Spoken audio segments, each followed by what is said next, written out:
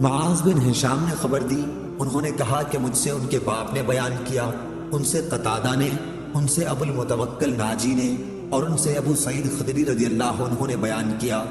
کہ رسول کریم صلی اللہ علیہ وسلم نے فرمایا، جب مومنوں کو دوزخ سے نجات مل جائے گی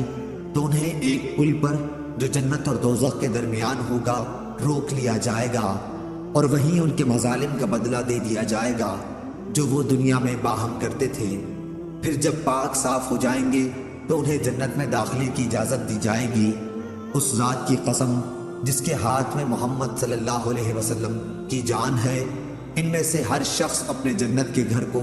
اپنی دنیا کے گھر سے بھی زیادہ بہتر طور پر پہچانے گا۔ یونس بن محمد نے بیان کیا کہ ہم سے شیبان نے بیان کیا، ان سے قتادہ نے، اور ان سے ابو المتوکل نے بیان کیا۔ صحیح بخاری حدیث نمبر 2440۔